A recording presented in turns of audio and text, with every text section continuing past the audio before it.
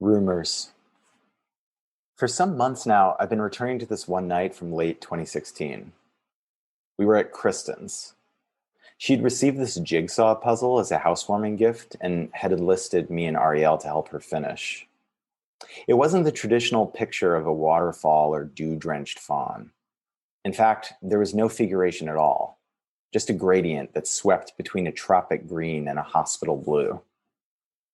It was a week after she had moved into her new place. I was excited to see the house. She had saved up for almost 2 decades to buy it. The first home I'd ever entered owned by a friend. Property is the syntax of the reddening horizon. There we were, splashed on just this or that side of 30, surgically reassembling a color so cool it was really closer to a cry than a hue. She hadn't yet completely unpacked the blank room we sat at the end of, and it was cavernous. A kitchen that bled seamlessly into a living room. What would she hang on the walls, she wondered. A spidery beat lilting from the laptop on the floor. The lamplight looked smaller than it had in her old place. It didn't quite reach all the way to the ceiling. I sipped my Sazerac and felt symphonic, like a smooth, dumb stone over which cool water rolls. I listened intently to the playlist as it flowed by. The music was so cool, and I hated it so much. And I noted how sweet it felt to hate cool music.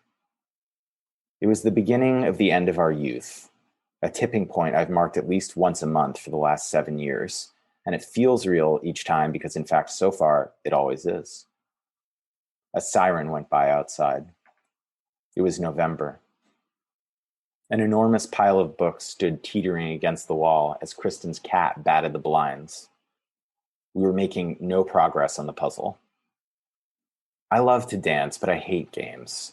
I love to hate them. These rainy day exercises people use to be together when they have nothing to say to one another. Why can't we just talk or not talk? Was it even raining? No, the stars were out. The only games I like negate competition. I wonder what I mean by that. I think a piece is loose. See how it wobbles? Kristen laid her hands flat on the puzzle and shifted them minutely back and forth, tectonically, and the surface rippled. She took a rip off her tiny bong and passed it to me over the table. She and Ariel have a bond that runs on its own idiom, but we've all three built a harmony of shit-talking these last years that I've come to really cherish. We share a sense of premature nostalgia, that a moment always ends too early, a gold thread spun from the straw of what's already happened, stitching the future into the present tense. Kristen grew up on a farm in Wisconsin and is the only person I know who seems genuinely energized by living in Brooklyn in 2017. We were neighbors in Iowa City, but we didn't really properly meet until we both moved east. She was designing books, and I was working at a bookstore. The first time we hung out, I found her on the street in front of the bar where we were meeting, on her phone, yelling at someone about a font. She saw me, smiled, held her finger up, turned around, and continued yelling. Ariel held cardboard shards up to the light to determine the precise shade of blue or green so we could place them accurately inside the lily pad this crooked puzzle was beginning to resemble. Then, looking more and more as the evening wore on, like a reflection of selfhood itself, Narcissus staring through the pieces of the pond. A surface soft as planetary id that no one who names himself one could love. Were I it, I'd do what it did. Outside, distant music echoed off the street. I squinted and tried to make my eyeballs, awash with pleasure but not industry, articulate the difference between aqua and teal. Even in the moment, it seemed like a pretty tidy parable for going insane. But maybe that's the industry of heaven, getting over its wall, so your reflection can speak to you directly. At one point, I realized we were all staring at our hands. We were in no shape for this game, but we went on. It was November, but what it was, we could no longer say. The air was getting chill, not quite freezing over, and somewhere to the west of us, a wave of rage was washing up on the machinery of the season. Ariel pushed a bright little knob of blue perfectly into its hollow. I paused the playlist I love to hate and in its stead put on Rumors. As secondhand news started up, a cozy silence settled in between us, and a creaturely interruption spilled across the room. We worked for a while and made no progress. Ariel and I have known each other a little bit longer. We first met at a Labor Day barbecue about 7 years ago in Iowa City, and I asked her about her writing, trying to make small talk.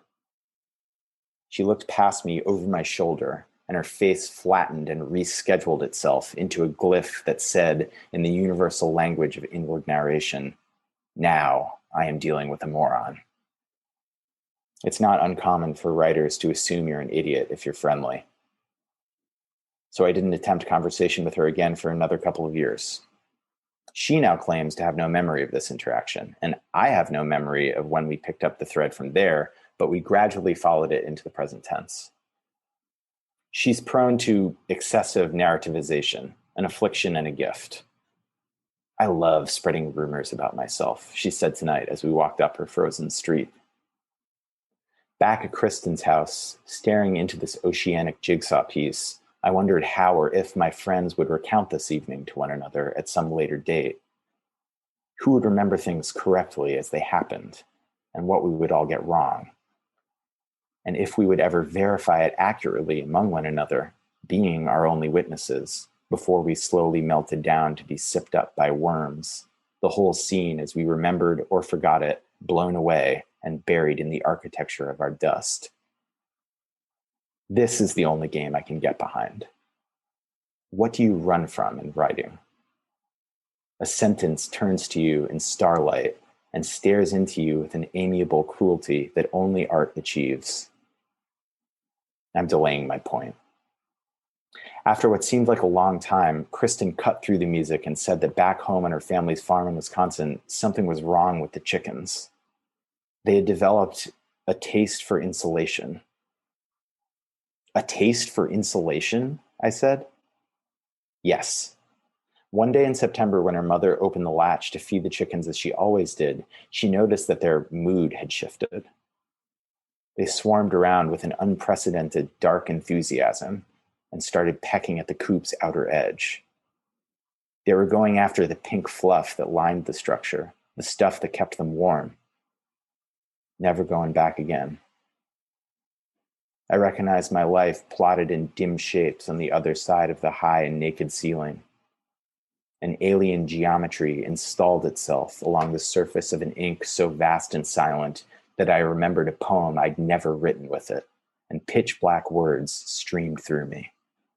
It was almost artless. Ariel said, "Are you serious?" "Yes." Pink fiberglass leaked between the warped wooden beams, and they ate it all.